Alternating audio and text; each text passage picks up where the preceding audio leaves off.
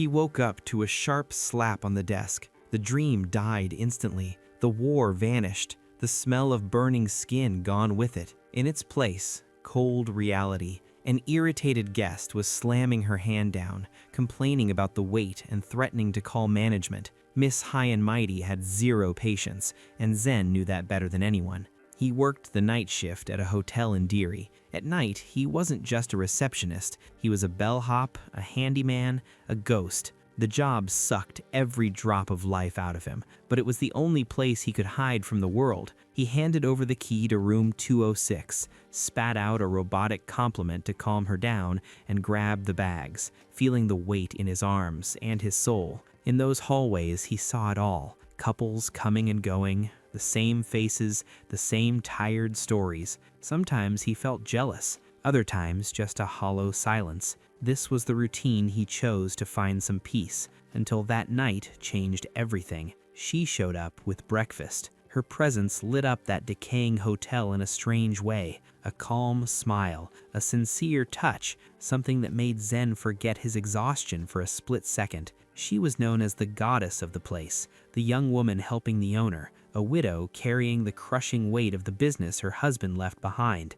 While Zen ate, trying to recharge, she asked a simple question. Too simple. She wanted to know if there was a girl in his life. Zichin froze. Before he could even think of an answer, she pushed further. She was curious. What would he do with his life if this hotel ceased to exist? Where would he go? Where would he hide? Silence took over. In that moment, Zichin realized something he'd been avoiding. Maybe he wasn't working there by choice. Maybe he was just running away, and that question had just demolished his hiding spot. Zen answered without thinking. He said if the hotel vanished, he'd keep working for her anywhere. She laughed, told him he was a fool, that he still hadn't found his true purpose. That laugh wasn't cruel, but it stung more than he expected. He felt the shift in the conversation and asked why she started talking about a life without the hotel. Deep down, she saw he was hinting at something he didn't have the guts to say out loud. The manager decided to be blunt. She said he was a great employee, no reason to fire him,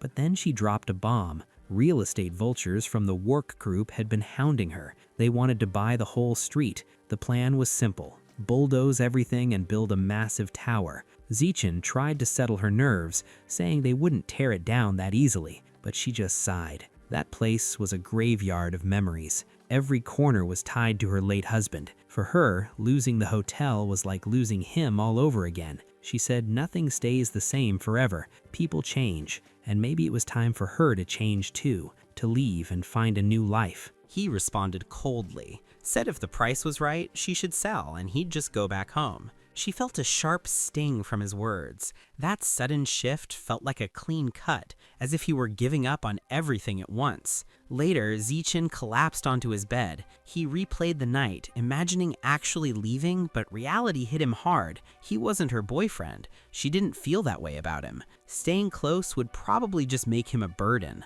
In the other room, she couldn't sleep either. His words echoed in her head. She thought that even if he did like her, he'd never have the courage to say it. She finally drifted off until the front door slammed open. The boss walked to the lobby to meet the visitors. 3 men stood before her, asking for Miss Sugo. One introduced himself as Reno, a member of the Great White Shark Group, and demanded a few minutes. A woman calmly placed a cup of tea on the table. Then came the offer. They offered pocket change for the demolition, less than 20% of the actual market value. The man claimed with terrifying calmness that the amount was verified by experts and was totally legit. In that moment, she understood. This wasn't about the future anymore. It was a threat wrapped in a contract. The guy leveled with her. Market value is a roller coaster. He shoved a document forward, claiming he'd checked every clause, but wouldn't bet on anyone's honesty. She froze in shock.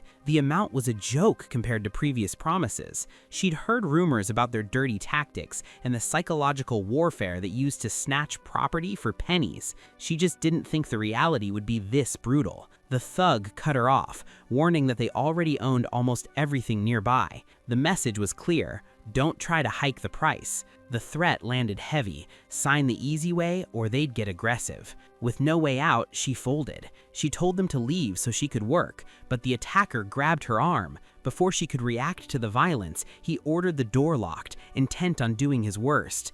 In the next room, Zin bolted awake to her screams. He opened his eyes to a scene of pure brutality. 2 goons were pinning Miss Sue down while she screamed for the police. Their leader, with a cynical smirk, asked what happened to people who tried to be smart and raise the price. The answer was cold. They make the poor bastards regret their greed. The attacker pulled a knife, threatening to scar her face forever if she made a scene. But his luck ran out right there. In a lightning-fast blur, the blade was ripped from his hand.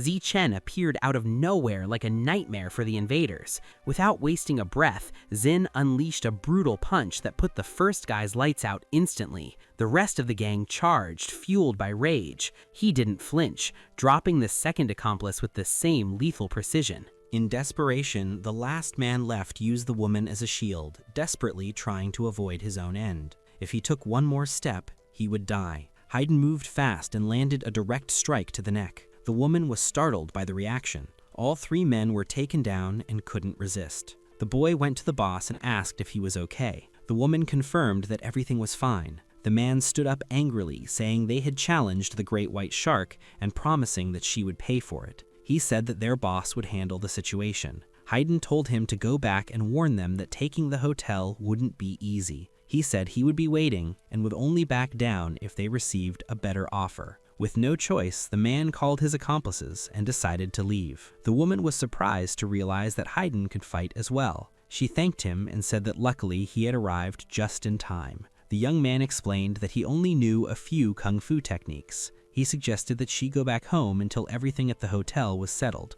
but the young woman made it clear that she wasn't afraid. On the contrary, she wanted to join the owners of other businesses to come up with a new plan. Haydn warned that this was dangerous, but she replied that as long as she was with him, there was no reason to fear. That made the young man feel satisfied. After that, the man returned to his establishment. At headquarters, the situation changed out of nowhere. The man was struck hard in the face and fell to the ground after being hit with a baton by his own boss. Senny, the regional manager of the Great White Shark, made his contempt clear, calling him useless and asking why he had come back without achieving anything. The accomplices tried to explain, saying that the young man was much stronger than he looked. According to them, they didn't even have time to react before being taken down. Because of that, they asked Senny to send more than a dozen men to deal with the situation. Senny commented that no one is safe from accidents, and that this kind of thing could be used to their advantage. The subordinates questioned whether he really intended to confront the young man that way. Meanwhile, at the city hotel,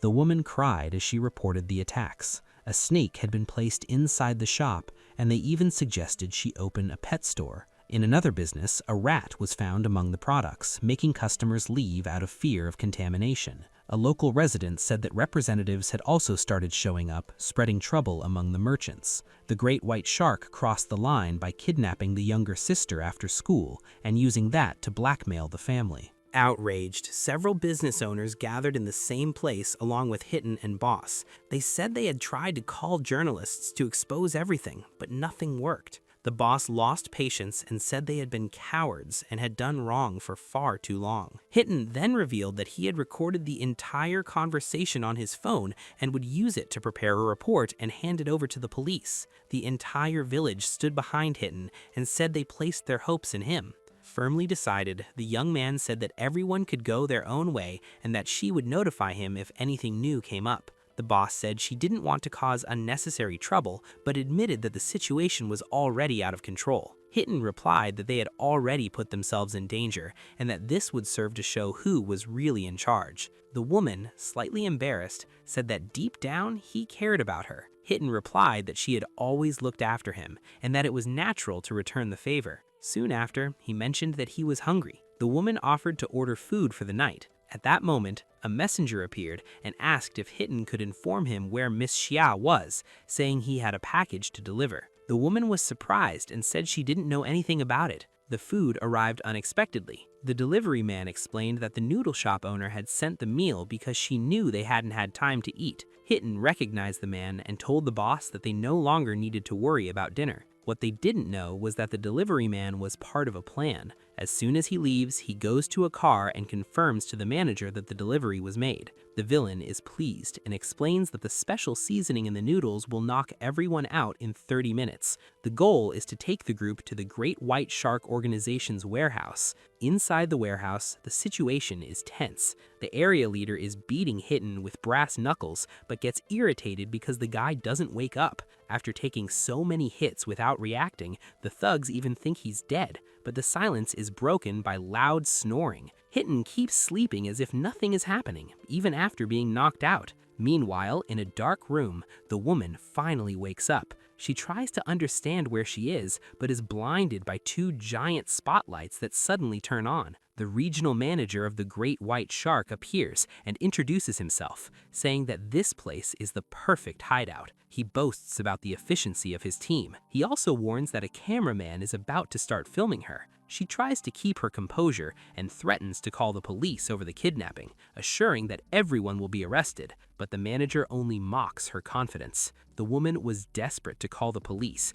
feeling like she might pass out at any moment. She tried to run but crashed straight into a man and hit the ground hard. Her luck was terrible. She ended up surrounded by several men. The manager of the place, with a cynical smile, warned that the thugs were going to have some fun with her and that her mistake was crossing paths with the gang. Meanwhile, the group's executive made it clear that this was an example of what happens to anyone who challenges the Great White Shark Organization. In that tense moment, Di-Chen remembered an old conversation with his father about strength. His father didn't care about lions. He preferred the honey badger. The old man explained that despite being small, it's the bravest animal in the world. It never backs down, even if the enemy is 10 times bigger. His father warned that in the future, Di-Chen would face monsters worse than lions, and that any sign of hesitation would mean the end. If you show fear, they devour you alive. Back to reality, Di-Chen began to regain his senses. The thugs nearby thought the job was already done and complained about losing the fun with the girl because they had to beat up the guy instead. One of them declared the job finished and told everyone to clear out, but he was caught off guard. Di-Chen, even completely wrecked, grabbed the man from behind. No one understood how he was still standing. Covered in blood, clothes torn and full of bruises, the protagonist looked like he was in another world. He simply asked who they were and why he was there, leaving the criminal stunned, unsure whether he had just woken up or was simply ignoring the beating he had taken. Di-Chen finally put the pieces together. He and the boss had been knocked out right after eating. Without wasting time, he stared at the criminals and asked if they were from the White Shark Gang, demanding to know his superior's whereabouts immediately. The thugs realized the man was dangerous and decided to eliminate the problem right there in the organization's warehouse. They all rushed at Dio at once. Meanwhile, the manager kept the woman under control, ordering no one to go near her and promising everything would be over quickly. She screamed for help, but the mood shifted when a loud crash came from behind the manager. He froze in shock when he saw Di-Chen standing right in front of him, his gaze heavy and cold. The villain couldn't understand how he had gotten past so many people. Di-Chen, with irony, commented that the thugs did try, but needed a lesson to learn their place. He didn't hold back, calling them cowards for kidnapping and abusing a defenseless woman. The ultimatum was clear: release the boss, apologize sincerely, and maybe they'd walk away in one piece. The manager, underestimating the protagonist, mocked the numerical disadvantage, but Din didn't even blink. He said that not even hundreds of men like them would be a match for him. That was the breaking point. The manager lost his patience and gave the final order for his men to butcher Din without mercy. The gang charged at Din with everything, surrounding him from all sides. One thug tried to stab him with a knife, while the desperate woman screamed for him to run and leave her behind. Another thug came in from the side, attacking from behind, but Din was faster. He twisted his body and landed a monstrous punch to the man's stomach, knocking him straight to the ground. In the middle of the chaos, blood boiling, Din decided to speak the truth. He looked at the woman and confessed that he had liked her since the first day. He said that when he arrived in the city and saw the job posting, he was captivated by her kindness. To him, she was the only one who ever gave him affection he had never felt before. Din knew she saw him as a younger brother, but he made it clear that since she had taken care of him, he would protect her right there and then. He asked the question, Would she be his girlfriend? The woman, emotional and crying in the middle of all that chaos, accepted. Din smiled, but the white shark men completely lost it. The criminals were furious at being ignored while the couple confessed their feelings right in front of them. One of the thugs rushed in, cursing Din with every insult he could think of, and threw a punch, but was met with an immediate counter straight to the face. Din said he didn't want to waste any more time, and the massacre began. What happened in the warehouse was total domination. Din wiped out almost the entire gang by himself, leaving the few survivors horrified. The paralyzed manager realized too late that this kid didn't fear death at all. In the end, the remaining thugs dropped their weapons, fell to their knees, and begged for their lives, swearing they were just hired hands. Din looked at the manager and delivered the verdict. His army was finished, and now it was the boss's turn to surrender and face the police. The manager laughed loudly, admitting he was a monster for taking down the entire gang alone, but right after that, he resorted to desperation, pulling a gun from behind his back and mocking him, saying that no physical strength could beat a bullet to the forehead. Seeing the gun aimed at her boyfriend, the woman panicked. She begged for Din's life, promising to hand over everything she owned, including the hotel and anything else he demanded, as long as they could leave alive. The villain savored her desperation and accepted the offer, but didn't give up on killing him. He pulled the trigger, but in a superhuman move, Din dodged the bullet at the very last millisecond. The manager went insane and started emptying the magazine, screaming for the kid to die. Jen, however, moved as if he were dancing between the bullets, getting closer and closer to his target. He delivered the message. The only one dying there was the manager. With a brutal punch to the stomach, Jen knocked the air out of him and followed up with a crushing blow straight to the face. The impact was so violent that the manager blacked out before even hitting the ground. Seeing the boss sprawled on the ground and unconscious, the few thugs who were still standing lost all hope. To them, the fight was over, and there was nothing left to do except accept total defeat. With the danger gone, Jen assured her that the worst was already over. The girl ran into his arms, hugging him tightly and begging him to never put himself at risk like that again. Di-Chen promised he would be more careful, but the conversation was interrupted by an unexpected kiss from her. After all the chaos, they returned to the hotel. Jen eventually fell asleep, and when he woke up, he realized he was alone in the room. He thought she had simply gotten up earlier, believing he would finally have the peaceful life he had always dreamed of. But when he looked at the table, he found a farewell note. In it, she explained that she had sold the hotel and left. To put an end to the conflict, the White Shark organization agreed to pay 20% above market value to demolish the buildings in the area. She left a check for 100,000 yen for Jen, saying the money would be enough for him to start over. In the note, she said he was too good for her and that he would find someone better, but that she would always keep a special place for him in her heart. Outside, men were already sealing off the hotel, leaving him completely shaken. In a single night, he lost his job, his home, and the woman he loved. He found her decision cruel, especially because she left no contact information behind. With no choice, he decided he needed to withdraw the money and find a place to stay. Meanwhile, tensions were rising in front of a nearby bank. Masked criminals were watching the place, planning to flee overseas after the robbery. One of the accomplices questioned whether the risk was worth it, but the leader confirmed that the target had just arrived. A luxury car pulled up and a girl wearing glasses stepped out, her presence commanding attention. She greeted the target, a man known as President Lee, assuring him that he was safe under her protection. President Lee entered the bank confidently, accompanied by his security, Miss I.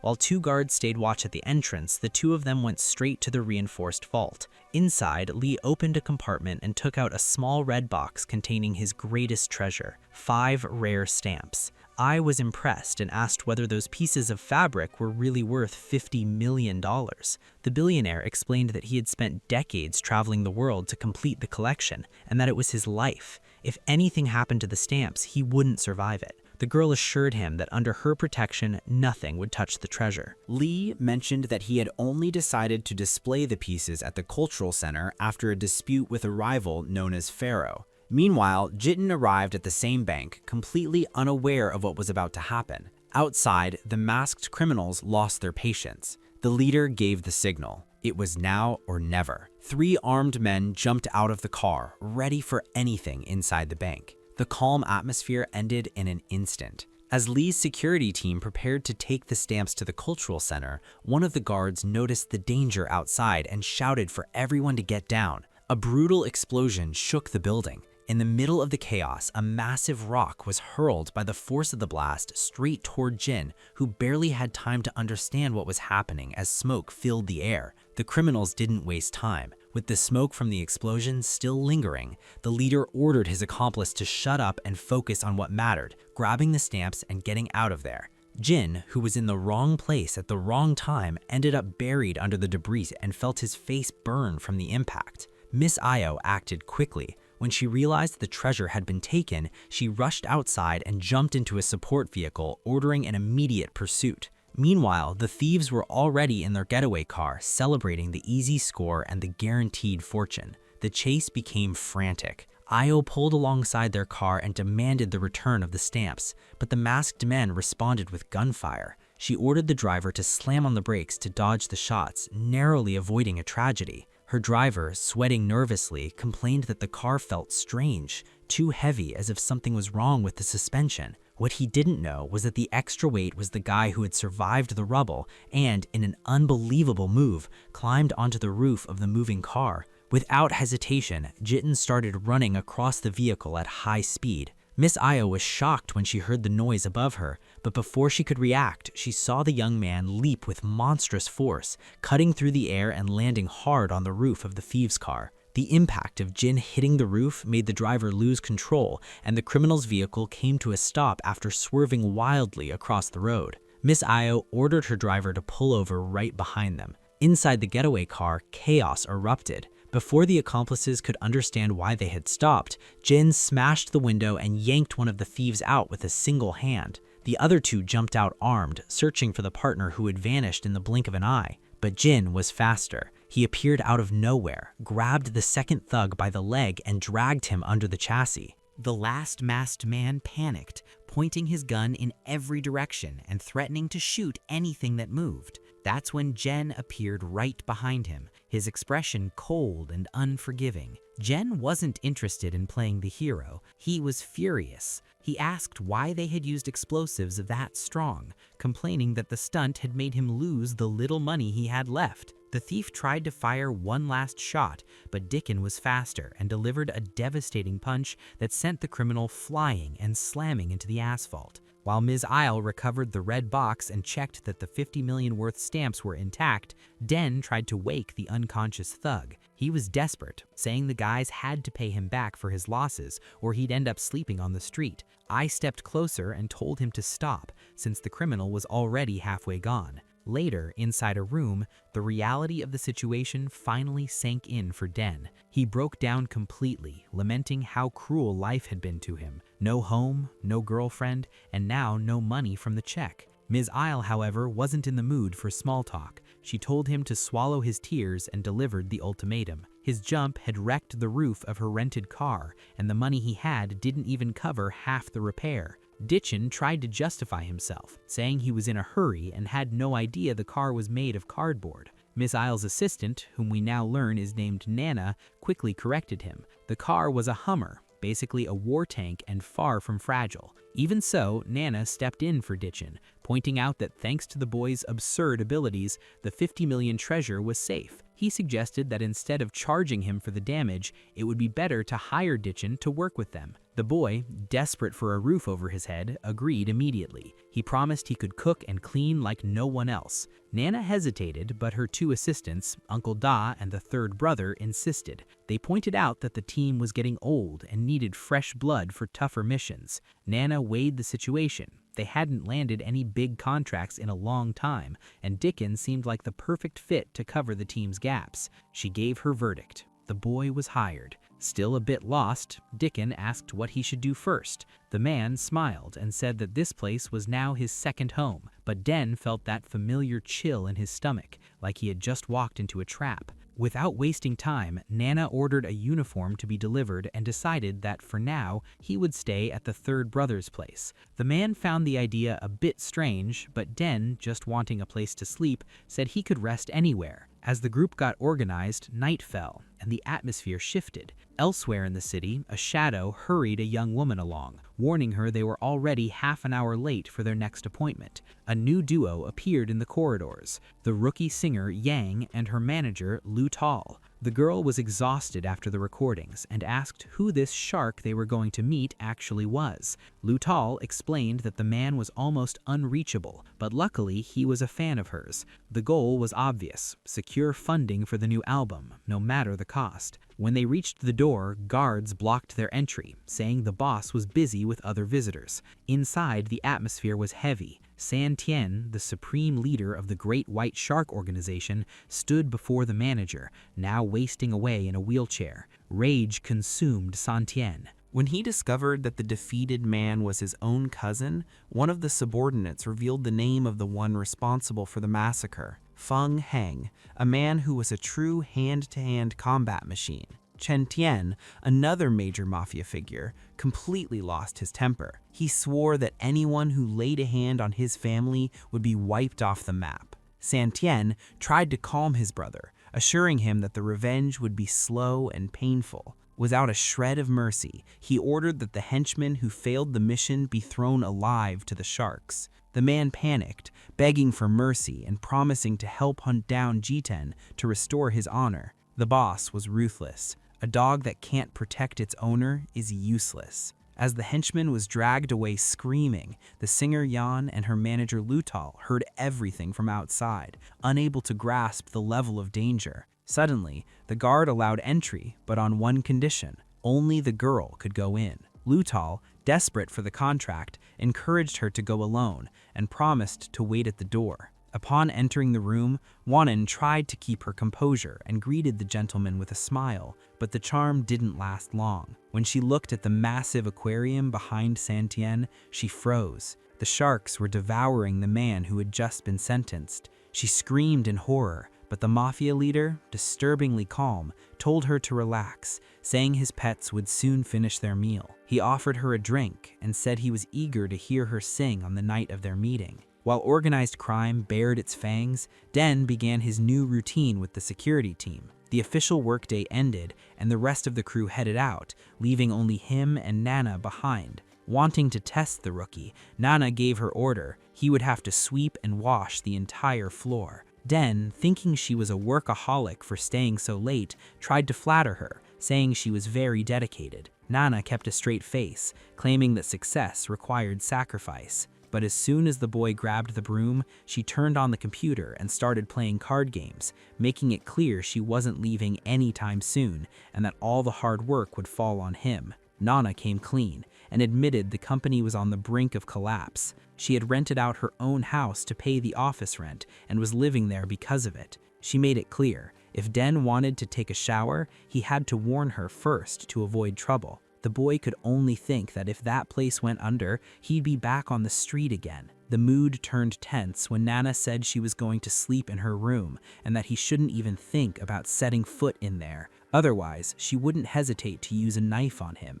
Den Chen agreed immediately, thinking his new boss was far more dangerous and tougher than the previous one. As soon as she slammed the door shut, the piece was over. Two bulky men appeared out of nowhere, accompanied by a woman who asked if he really worked there. Jen confirmed it and even tried to offer the agency's services, but the woman cut him off and ordered the thugs to act. The attack was fast, but Jen was faster. He stopped one punch and blocked the other's flying kick in midair, holding both at the same time. The woman watched closely. Impressed by the boy's agility, he faced her, ready for the next move. As she admitted that he could defend himself very well, the men didn't back down and charged again, but Jen didn't slip up. One of them took a clean punch to the stomach and folded to the ground. The woman who watched everything started clapping, clearly impressed. She admitted she didn't expect to find a fighter at that level in such a rundown agency. Dishen, suspicious, asked if she was from the White Shark gang, but the woman denied it. She said they were from the Tim Long group.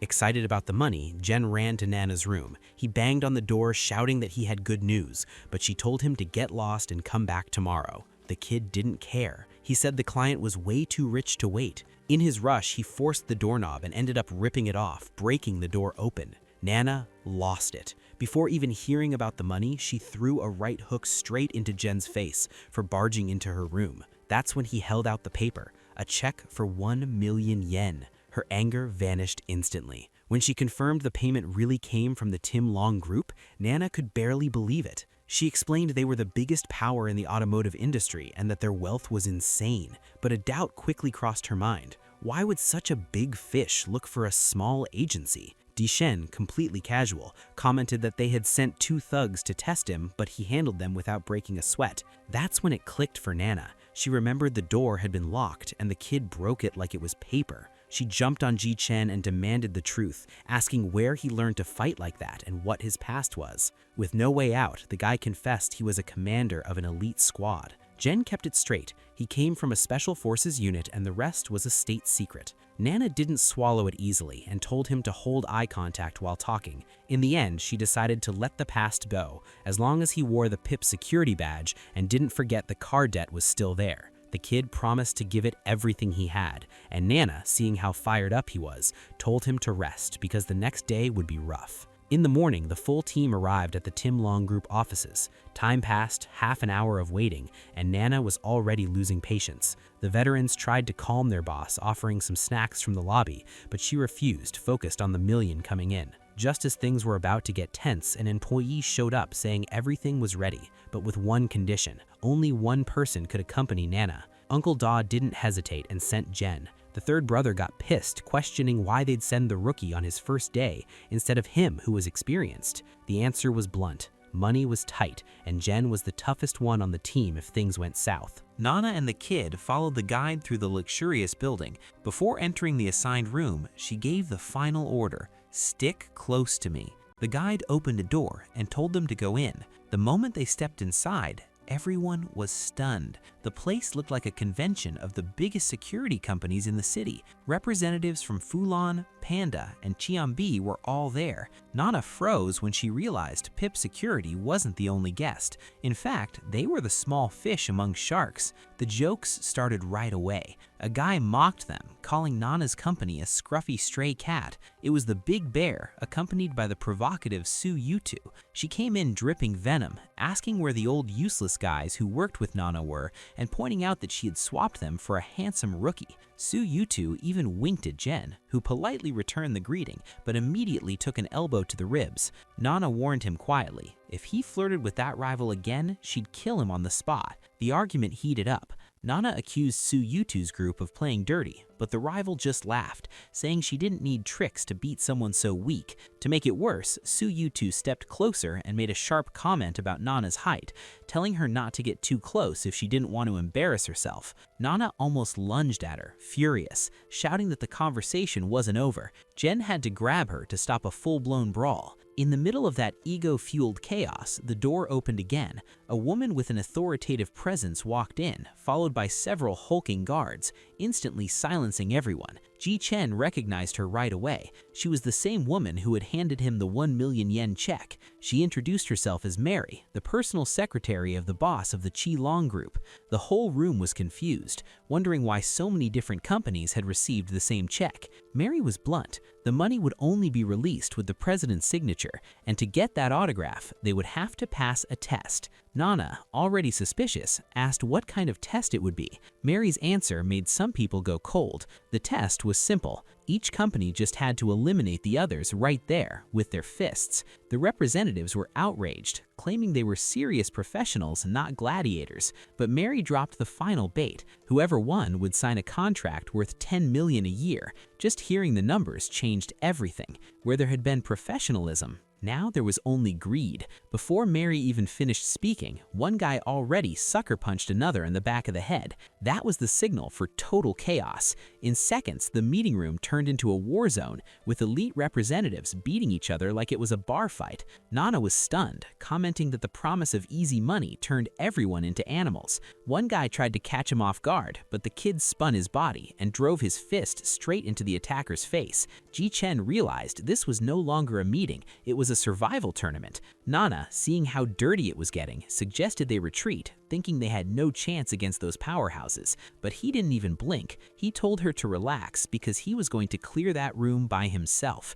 Nana was still unsure if the rookie could handle it while all hell was breaking loose in the meeting room. In a private room, a mysterious man followed every move Ditchin made through the monitors, clearly interested in the kid's fighting style. In the middle of the chaos, Dichin moved with perfect precision. One brute tried to attack, but the protagonist was faster. A solid punch to the stomach knocked the guy out on the spot.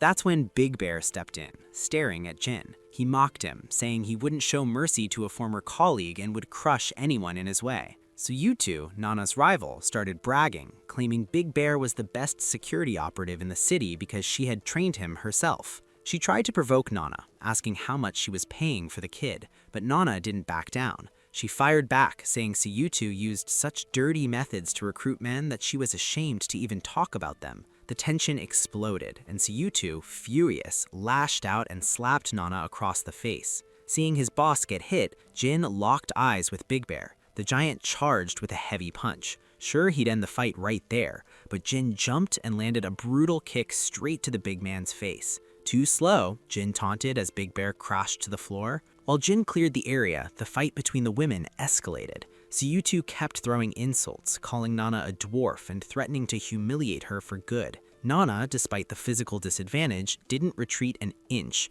ready to settle that years-long rivalry right there in the middle of the chaos. The two kept trading vicious words, and Jichin just watched, finding the scene equal parts bizarre and interesting. The chaos only stopped when the secretary, Mary, announced the verdict. Pip Security had won the test. She called Dichin and the boss to head straight up to the president's office. Inside the elevator, the air was still heated. Dichin tried to understand why his boss hated the rival so much, but got shut down immediately. After pressing a bit more, she finally opened up. She revealed that the two of them had trained together at the police academy and were the top duo there, known as UIA. They were like sisters, but time and distance changed everything. When the rival returned to the city, she was a different person and started attacking her company, stealing clients and poaching all her employees one by one.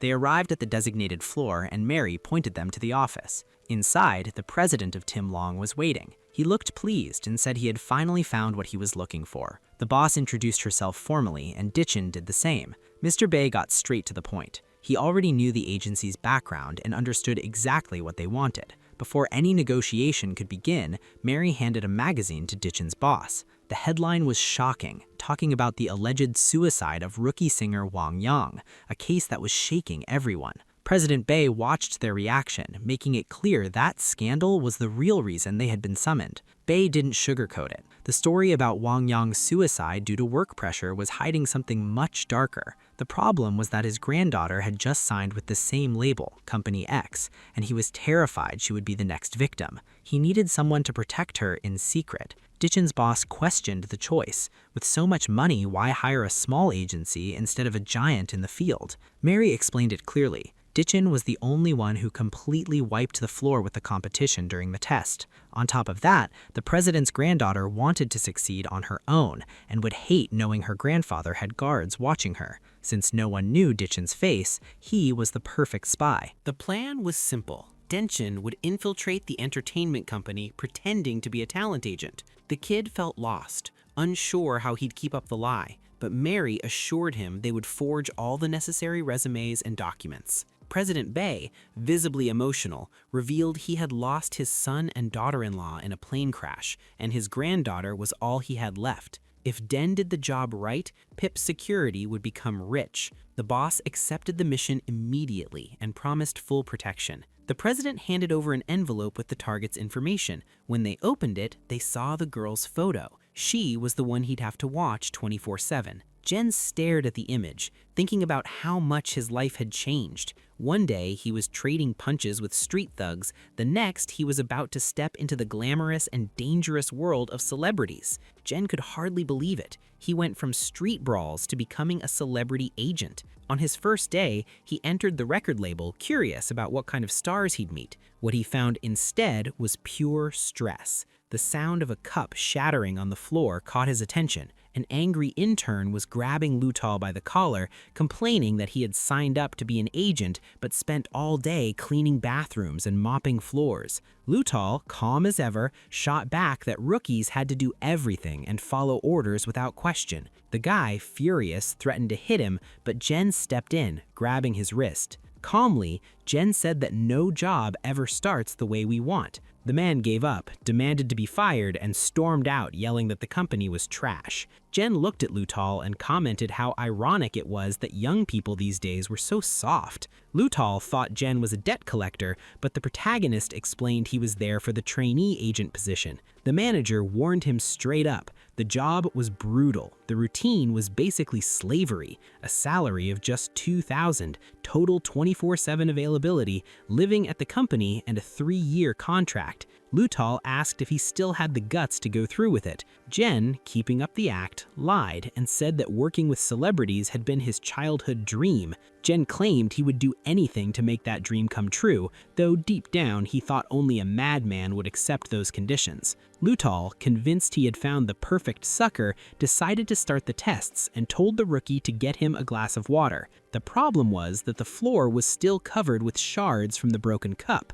Jen slipped hard, and at the exact moment the door opened, he crashed straight to the ground. Fate didn't miss. He ended up knocking over the girl who was walking in. It was Dylan, President Bay's granddaughter. Jen jumped up right away, apologizing over and over and asking if she was hurt. When their eyes met, the brute's heart softened instantly. He felt like he had fallen in love again. Lutal put on a show, threatening to fire the kid on the spot, but Dylan stepped in. With an angelic smile, she explained that Lutal was just being tough to test his determination, and that deep down, he was actually a good guy. Jen reaffirmed that he really wanted the job, while Dylan thought he was the sweetest person in the world. Without wasting time, Lutal cut the moment short and said it was time to get to work. He gave a lecture about total dedication to the company, something Jen had already heard from Nana, and ordered the rookie to carry a huge stack of boxes to the car. Jen tried to question the amount of stuff, but Lutal shut him down fast.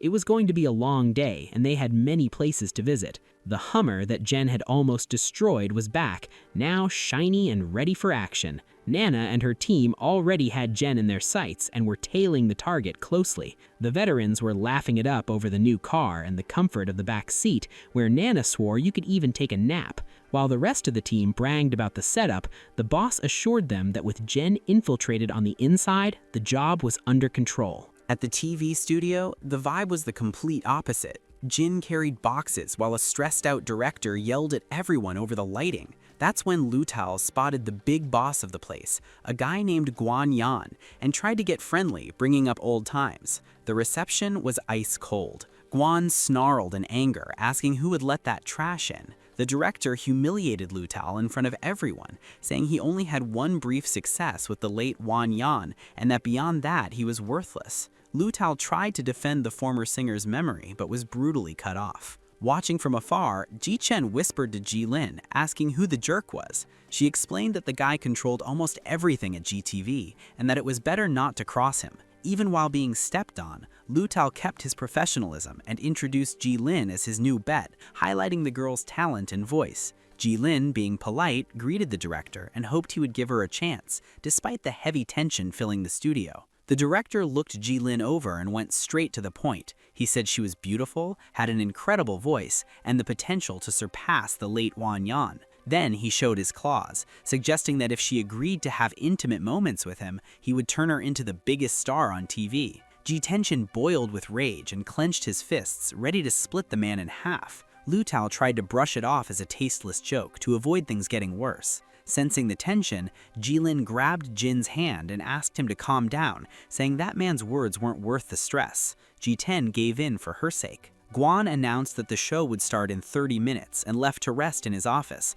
but on the way, he was intercepted by San Tian, the leader of the Great White Shark organization. The atmosphere shifted completely. The director, who had been arrogant with Lutal, turned into a doormat in front of the mob boss. He immediately offered a VIP room and tried to flatter him as much as possible. San Tian asked if there would be a slot in the show for his own singer. Guan, nervous, tried to apologize for not being prepared, but ended up getting slapped across the face as a lesson. The shark leader humiliated the director in front of everyone, saying he was inexperienced for not anticipating the obvious. Guan, now humiliated and cornered, could only stammer that he would have arranged everything if he had known about the visit. Guan learned the hard way who really held the power. the leader of the Great White Shark landed a brutal punch to the director's stomach and dragged him by the hair, reminding him that he was the one who had put him in that chair. Under threat of death, Guanyan begged for forgiveness and promised to fix everything. Without hesitation, he called his assistant and ordered him to kick the current singer off the program and replace them with the mob's protege. Meanwhile, backstage, Jin was starstruck. He saw the hip-hop prince Lan and several other stars, thinking that the agent life was paradise. Nana, speaking through the radio, gave him an order. He needed to get an autograph from Huan Zi. To Ji-Ten's surprise, Huan Zi himself showed up and invited Lu Tao to dinner, making it clear he wouldn't take no for an answer. Ji-Ten got curious and asked what the connection between them was. Lu Tao revealed that Huan Zi had been his mentor early in his career, which is why the star was so grateful. He also said he had managed huge names like Fei Shang, leaving Ji-Ten wide-eyed. But the mood shifted when Lu Tal grew suspicious. He asked why a guy like Jin with so much potential would choose to work for such a small company. Jin Chen froze, thinking his cover had just gone up in smoke. Over the radio, Nana was shouting in panic, demanding to know what was going on. Before he could come up with an excuse, Dylan appeared behind them, asking what the two were talking about so intensely. She showed up glowing in a white dress, looking like an angel. Ji-Ten and Lu Tal were hypnotized and praised the girl, certain she would be an absolute success. But the joy didn't last long. The director's assistant burst into the dressing room with the news that Dylan was out of the show. The reason appeared right behind him, the singer protected by the Great White Shark organization. With a cynical smile, the rival mocked Dylan, saying that in the entertainment world, what really matters is having powerful connections, suggesting that the president's granddaughter should go back to singing in dive bars. Lu Tal tried to defend the talent of his protege, but was shut down by threats. Jin boiled with rage and said he would handle it directly with the director. Before he could do something reckless, Lu Tal grabbed him by the arm, demanding that he drop the issue to avoid making things worse. The manager tried to comfort Jilin, promising that her talent would shine at another opportunity, because gold always shines no matter where it's hidden. Reluctantly, Jin seemed to accept it, and Lu Tal told him to pack up so they could leave. But seconds later, the manager realized the boy was gone. Ji-Ten wasn't going to let it slide. He found the director's office and kicked the door in with a violent strike. Guanin, who was inside, nearly jumped out of his chair, not understanding what kind of demon had invaded his office. Locking his eyes on the director, Jin said they had a lot to talk about. Jin went straight to the point and demanded to know why the director had cut Jill from the show. The suit tried to assert dominance, saying he owned the whole place and ordering the kid to get out. The response was a clean punch to the face, a lesson in manners. As the director staggered, Ji-Ten noticed something rotten. The guy had a hidden monitor spying on the artists in the dressing room. The pervert tried to claim it was security monitoring, but Ji-Ten didn't buy it. He dragged the man by the collar to where LT and Dylan were. With chilling calm, he said he'd had a straight talk with the director and that he had changed his mind. Guanin, now terrified, confirmed everything and even wished the girl a great performance. While the show went on and the mafia-backed singer hyped the crowd under San's watchful eye, Ji-Ten took Lu Tal to a VIP room the director had kindly provided. From there, they had a perfect view of the stage. Moved, Lu Tal thanked Ji-Ten. He admitted that if the boy hadn't stood his ground, he would have been finished. The manager revealed that the girl was loyal and had turned down offers from industry giants just to stay with him, even though he was a nobody. Jen couldn't understand how someone who had once managed the biggest stars had fallen so far. He asked what happened for all that respect to disappear, and Lu Tal, with a distant look, explained that fame is a dangerous game that always demands a price. He opened up about the past. At 20, he was already at the top, rich and famous, but success went to his head. He blew everything on luxury and got addicted to gambling, piling up a massive debt that took a decade to pay off. At rock bottom, every artist he managed turned their back on him. Ji-Ten told his boss the truth, saying what mattered was that he had learned his lesson and that the world would respect him again soon. To cut the heavy mood, he pointed to the stage. It was Ji Lim's turn. When she appeared, the entire studio froze. Her beauty left the crowd in shock, and the moment she opened her mouth to sing, Lu Tal said, "You're watching the birth of a legend." The performance was a phenomenon. The audience was hypnotized, and even the White Shark Gang leader was impressed. He immediately ordered his men to find out who was behind that girl's career. Meanwhile, director Guanyan fumed through the hallways, planning to ruin Ji Lim and erase her name from the media as revenge for the beating he took. But his plan fell apart fast. Before he could do anything, Nana's men appeared out of nowhere, grabbed him by the shoulder, and took him straight to the police station. With the job done, Jen, Jin, and Lutal got into the car. The pace was now frantic. Right after the show, the girl already had a dance class scheduled. While she pushed herself hard in rehearsals, Di Chen and Lutal grabbed a quick snack, ready for the next stage of the climb to the top. Ji Lim's success was so big that her feed doubled overnight. In the car, Jen tried to make conversation and asked her to sing a little,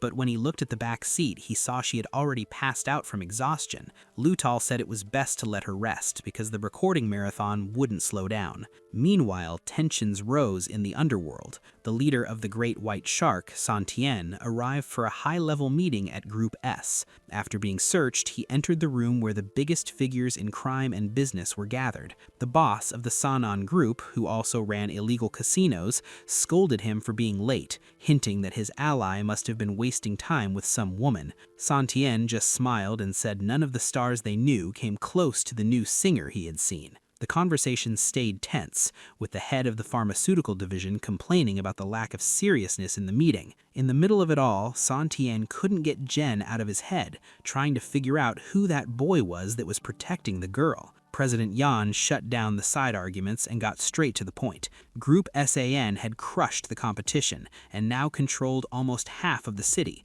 With the territory secured, he announced that the real estate expansion plan was entering its main phase. The next step was selecting the targets that would be wiped off the map to make way for the group's new developments. The Group SAN meeting turned into a pure clash of egos. One of the directors slammed her hand down, saying that no matter who was chosen, she would have the final say. The atmosphere grew tense when the leader of the Great White Shark questioned the real intentions of the old President Hill. Trying to keep his image as the father figure of the faction, the boss began handing out strategic praise. He praised the entertainment director for the new nightclubs and karaoke bars taking over the city, and congratulated the casino sector, which remained the group's biggest source of profit. Even the White Shark received credit for launching new stars recently, despite being a young organization. The only one scolded was the pharmaceutical division, which kept draining investments without delivering results. President IU decided to shut down the argument. There would be no favoritism. He issued a 1-month ultimatum. Whoever made the most money in that period would take command of the second phase of the real estate project. The directors were furious at the old man's coldness, but they accepted the challenge, knowing they would have to play dirty to win. Leaving the meeting, Satan drove his car with a girl in the passenger seat. Confused, she asked why he had called her so late. The villain was blunt and cruel. He said they were meeting an important boss and that she would have to do everything to please him. Horrified, the girl reminded him that she was his girlfriend and refused to be treated that way. Satan didn't care. He said she didn't understand how lucky she was, since thousands of girls would kill to be in her place and serve the group's interests. He made it clear she was nothing more than a disposable object, just another toy, and that she should be grateful while he was still interested in playing with her. Without a shred of remorse, he handed her over to the big boss waiting at the mansion. On the drive back, he bragged to himself, thinking his success didn't come from talent, but from his cold ability to use people like pieces on a chessboard. Midway, he received a call informing him that the new singer who had impressed him, Dylan, was also from Jind Company, the same one he planned to crush. Meanwhile, the sky darkened and heavy rain began to fall. Dylan said goodbye to head home, and Dien told her to hurry and be careful. Lutal called the boy back to the car, since they still had a lot of work at the office. But before getting in, Dien noticed something strange. A shadow was following the girl. Dylan tried to shake the stranger by cutting through an alley, but she was cornered. The man grabbed her arm tightly, terrifying her. He asked if she didn't recognize him and claimed to be her #1 fan, saying he had followed her every step since the beginning. Trying to stay calm, Dylan pretended to remember him and asked his name. Beaming, the man said she had promised him an autograph and that he carried a poster with her photo everywhere. Dylan asked him to let go of her arm first because he was hurting her. He released her, apologizing, acting disturbed, saying he was nervous because he had waited his whole life for that moment and that he would finally win her over. Dylan tried to step away, but the man snapped. He started screaming, accusing her of lying and saying she felt disgusted by him. When the lunatic lunged, Dan appeared out of nowhere and restrained him from behind. Completely unstable, the attacker pulled a knife and threatened to kill him if he didn't let go. In the chaos, the blade cut Dan. Dylan panicked at the sight of blood, but the protagonist didn't even flinch. With a sarcastic tone, he only complained that the stranger had ruined his brand new suit. Realizing he wouldn't win the fight, the stalker ran off, promising to come back and finish the job. Jitten was about to chase him down to end the threat for good, but Dylan stopped him. She asked him not to go after the man, arguing that despite everything, he was still a fan. Jin thought it was crazy to show mercy to someone dangerous, but Jin smiled and said he wasn't worried because he knew the bodyguard would be there to protect her from anything. After the scare, the two went to the girl's apartment. Jin was in shock. It was the first time he had ever been inside a girl's room.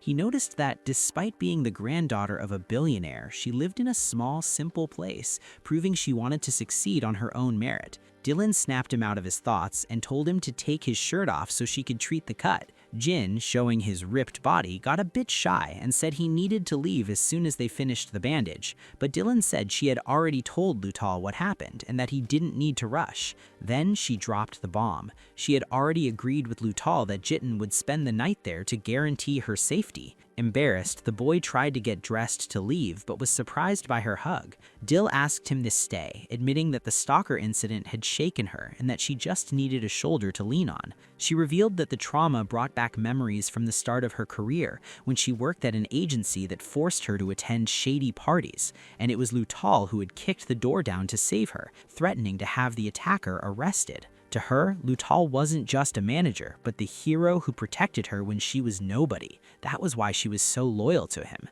Meanwhile, at the office, Lutal was planning the packed schedule for the next day when someone knocked on the door. When he opened it, he came face to face with Satan, the leader of the White Shark. The tension spiked instantly. Lutal tried to slam the door in the mobster's face, saying he wanted no contact with him, but the villain kicked the door in. Satan, with his usual arrogance, said it was an honor to come personally. Lutal exploded in rage, accusing the criminal of being responsible for the death of his former singer, Wan Yang. Without any remorse, the villain ignored the accusation and got straight to the point. He wanted Dylan. He promised that if they cooperated, the girl would become a global star, and Lutal would regain all his fame and luxury. Lutal didn't hesitate. He told the mobster to go to hell, swearing he would never again allow one of his artists to be destroyed by trash like him. Lutal didn't back down. He threw it in Satan's face that he was a monster for destroying the life of his former artist. The villain, cynical as ever, asked if he was really that hated,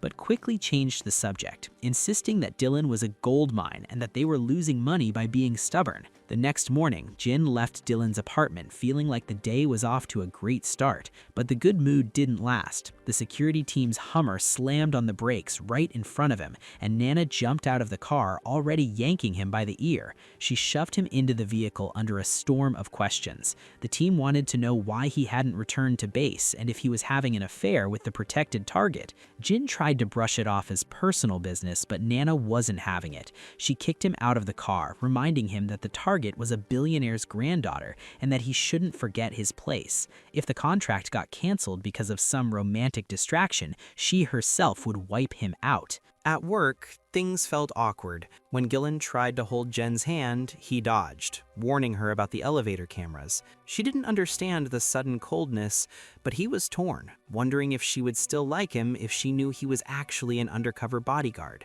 To make things even more confusing, Deechin ran into movers carrying office furniture out. When he asked what was going on, they said Lutal had ordered an immediate move to a new location and that everything was already being transferred. Lutal chose not to explain the details. He just told everyone that the place was bad news and that they were getting out of there. Gillen, already worried about money, questioned the move, but he couldn't explain the real reason. Even with the lack of cash, the group soon realized they now had a heavy investor covering everything. The new office was ridiculously huge. It even had a ballroom, which left Hedon stunned at how expensive the rent must be. While they were checking out the place, Satian appeared out of nowhere. He showed up all friendly, saying he was pleased with their reaction and that he was available for any extra luxuries they might want. That's when Lutal introduced him. It was Mr. Satan, the boss of the Great White Shark. The mood instantly turned heavy for Deechin, who immediately remembered that this was the same organization that had kidnapped his protege before. Meanwhile, Helinen tried to stay professional and promised full dedication to the job. Satian started circling the girl with compliments, flirting openly. When the rich man tried to make more physical contact to greet her, Jen didn't hesitate and stepped in, cutting him off. Satian looked confused, but Jen spoke bluntly, saying there was no need for those foreign-style formalities there. The reaction was immediate. Lutal punched Jen in the face to put him in his place. He lost his temper, yelling that no one talked like that to the president, and threatening to fire him if he didn't apologize right away. Wanting to avoid an even bigger scene, Satian asked them to drop it and focus on what mattered. He handed Lutal a tablet to check the latest updates. When Lutal opened the file, everyone was shocked. Gillen had gone viral and was already the top topic on every gossip site. Hedon was impressed by the reaction and commented that Gillen's voice had won the public over instantly. Lutal, suspicious, found it strange that a newcomer had risen so fast and suspected that Mr. Satan had bought the exposure. The businessman didn't deny that money helped, but guaranteed that the engagement in the comments was real. People genuinely loved the girl. Satian said the ground was already prepared. Now the plan was to create a massive impact to turn Jill into a national star. He warned that her routine would be brutal from now on, and the determined girl promised she would give it everything she had. The next stop was a photo shoot that made Hedon uncomfortable. He questioned why the photos were so bold and revealing, but Lutal shut him down, saying that was the price of fame and that it would bring in money and visibility. On top of that, the plan was to put her in a teen movie right after. Hayton commented on how cruel the celebrity world could be, which made Lutal joke, asking if he was in love with the girl. Hayden denied immediately, pointing out that she didn't even like that kind of exposure. Taking advantage of the moment, Lutal asked for a serious commitment. He wanted Hayden to be her personal protector everywhere she went. The boy accepted the mission and promised that nothing bad would happen to her. After the shoot, the group went to a massive mansion. Heen thought it was overkill just for Jilin, but Lutal explained that the property belonged to Satian himself. The goal was to keep the girl safe and hidden from obsessed fans, avoiding the kind of trouble they'd had before. While showing off the luxury of the new place, Lutal asked if she approved of the upgrade. Jilin said she loved it, but Jen just observed quietly, thinking that if Lutal knew who the girl really was, he wouldn't be asking such foolish questions. Night fell, and out of nowhere, Mr. Satian showed up at the mansion with a malicious smile on his face. He barged into the house and went straight to the bathroom. Hearing the shower running and thinking it was the girl, the businessman flung the door open and made a sleazy invitation for them to shower together. The problem was that instead of a girl, it was Heen inside. Shocked by the man's audacity, he didn't think twice and punched Satian straight in the face, throwing the intruder out of the bathroom immediately. After the incident, the atmosphere in the living room turned heavy. Satian, trying to save face, asked why the other two were living there, since the mansion was supposed to be only for Jilin.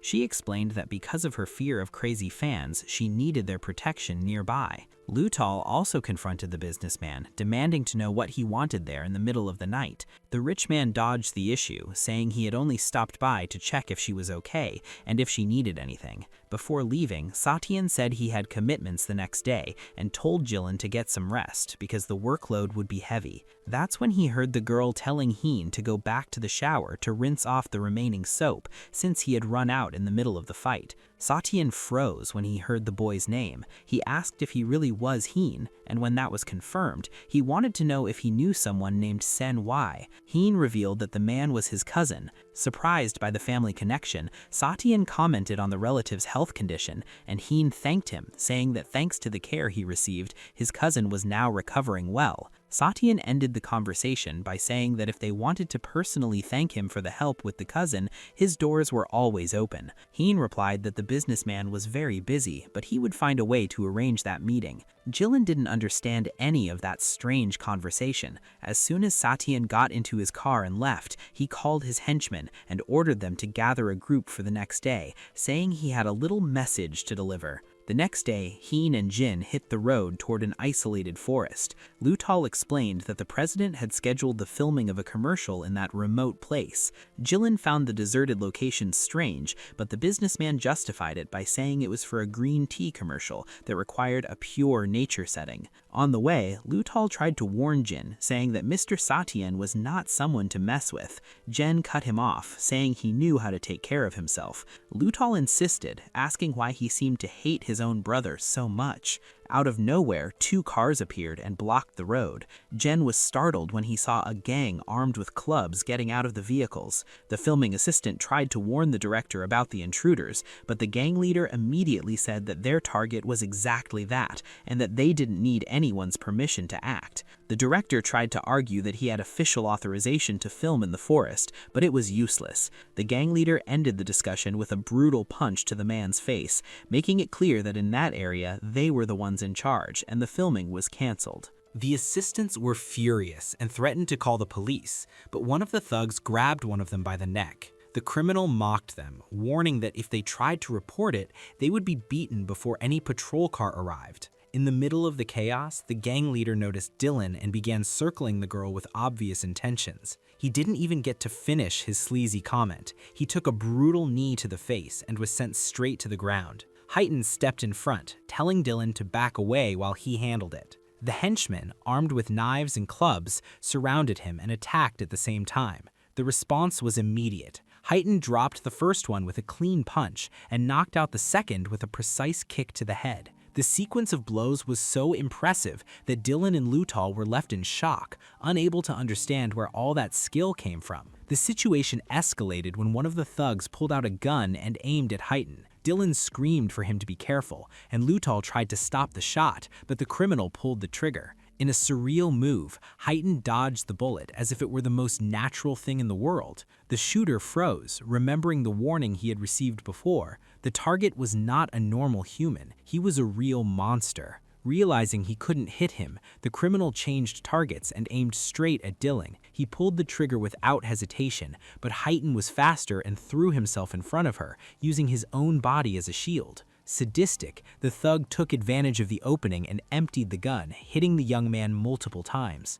The cowardly act was stopped when a car appeared out of nowhere and ran over the shooter. From the vehicle came Jia, who rushed to Heighton's side. While Dylan panicked, begging him to hold on, the boy, already losing strength, managed to mumble that he was happy she was safe before passing out completely. At the hospital, the atmosphere was pure tension during the surgery. Lutal, worried about the group's secrecy, asked Jia what they would tell the others. She was direct. From now on, they would be presented only as friends and bodyguards. Jia confessed that she had been monitoring Heighton's abilities for some time and knew they were being followed, which raised doubts about who the boy really was. Lutal laughed it off, admitting that things had changed, but emphasized that Heighton's loyalty had saved Dylan's life and that he had no intention of firing him. He just wanted an answer. Who were those people really? The answer came soon after. When Nana's assistants arrived with information, they discovered that the attackers were just hired thugs paid by someone powerful